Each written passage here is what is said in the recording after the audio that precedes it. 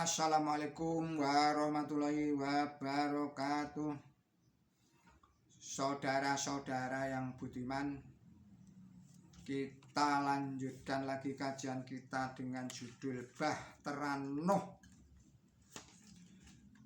Banjir Bahtera Nuh yang diuraikan oleh Simon Al-Yasir. Bismillahirrahmanirrahim. Bahtera Nuh dahulu dan Bahtera Nuh sekarang. Sebagaimana dimaklumi bahwa kisah di dalam Quran suci bukan hanya mengandung makna historik saja, melainkan juga mengandung makna simbolik dan futuristik yang akan terjadi pada umat Nabi Muhammad Shallallahu Alaihi Wasallam, sebagaimana diisyaratkan di dalam firman Allah Ta'ala surat 4, yaitu surat An-Nisa. Bismillahirrahmanirrahim. Sesungguhnya kami telah memberi wahyu kepada engkau sebagaimana kami telah memberi wahyu kepada Nuh dan para nabi sesudah dia. Surat An-Nisa ayatnya 163. Saudara-saudara, para pemirsa yang budiman, banjir besar atau air bah yang dahsyat pada zamannya Nabi Nuh alaihissalam secara historik memang benar-benar terjadi di Mesopotamia sekitar tahun 2500 sebelum Masehi, yang membinasakan kaum Lalim dari bangsa Sumeria, umatnya Nabi Nuh alaihissalam, yang secara simbolik mengandung pelajaran bahwa kebinasaan akan menimpa kaum kafir Mekah yang mendustakan risalah Nabi suci Muhammad Shallallahu Alaihi Wasallam. Surat Hud 35 dan 49. Secara futuristik kisah ini pada zaman akhir akan berulang lagi dengan kualitas yang lebih hebat.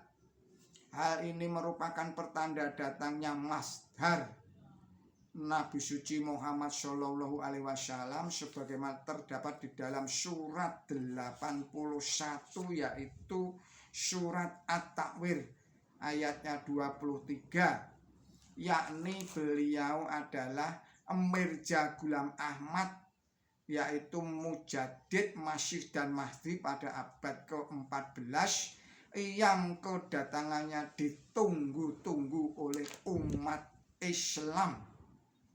Rencana Allah Ta'ala ini tidak hanya disampaikan oleh Nabi suci Muhammad Shallallahu Alaihi Wasallam saja, melainkan pula oleh kitab suci sebelumnya.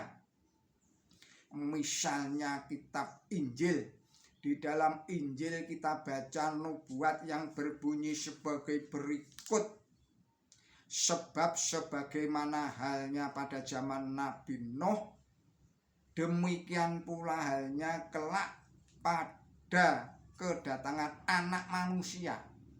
Sebab sebagaimana mereka pada zaman sebelum air bah itu makan dan minum, kawin dan mengawinkan, sampai kepada hari Nuh masuk ke dalam bahtera, dan mereka tidak tahu akan sesuatu sebelum air bah itu datang dan melenyapkan mereka semua.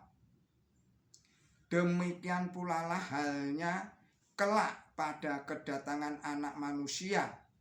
Pada waktu itu kalau ada orang di ladang, yang seorang akan dibawa dan yang lain akan ditinggalkan.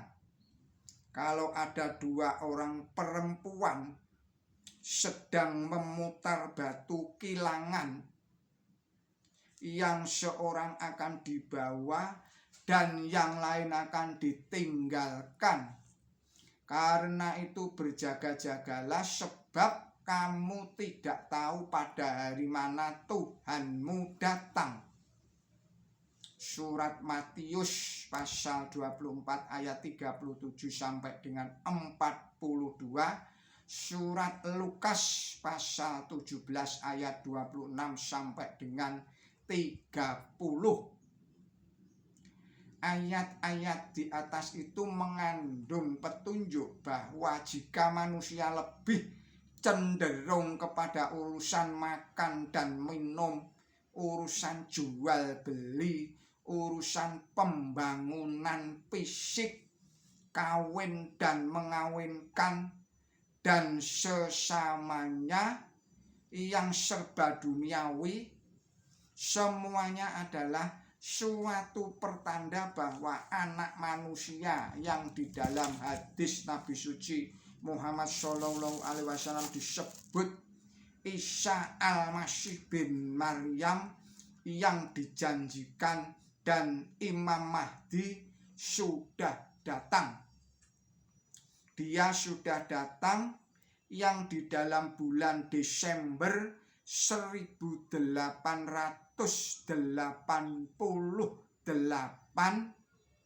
menerima ilham seperti pernah disampaikan kepada Nabi Nuh alaihissalam. Bunyinya demikian: dan buatlah bahtera di bawah penglihatan kami dan wahyu kami. Surat 11 ayat 37, yaitu surat Hud.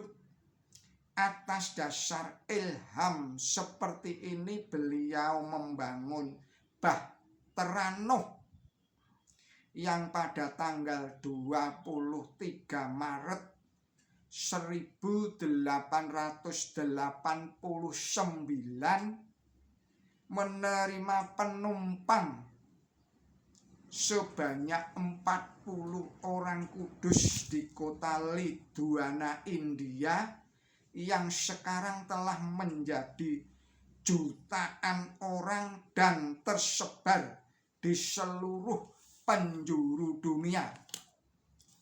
Bahtera itu akhirnya pada tanggal 4 November 1900 secara resmi dinamakan Ahmadiyah.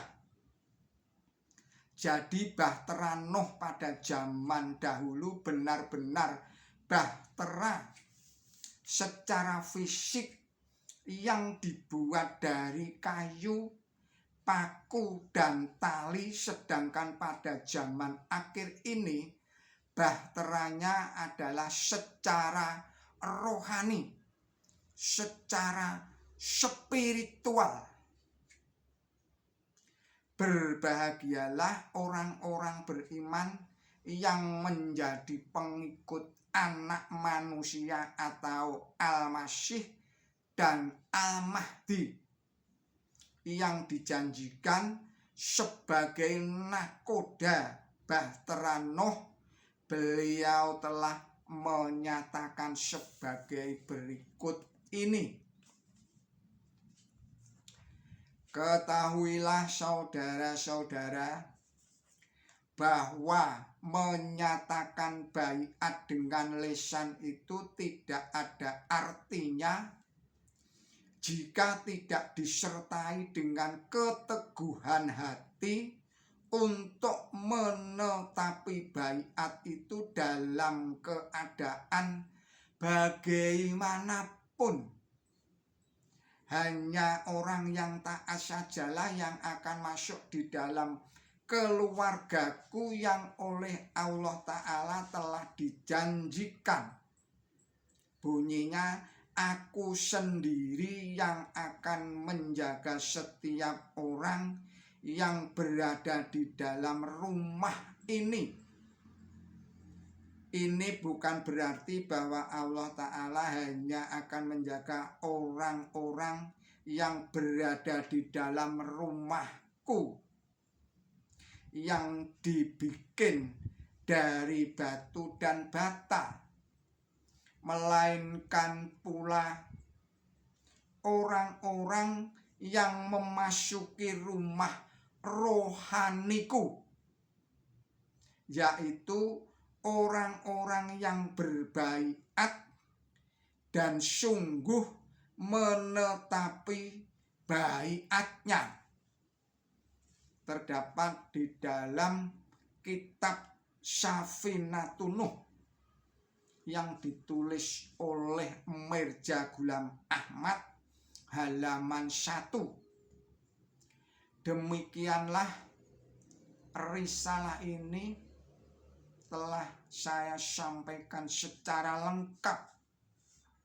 Mohon maaf atas segala kesalahan dan kekilapan saya. Billahi taufik wal hidayah. Wassalamualaikum warahmatullahi wabarakatuh.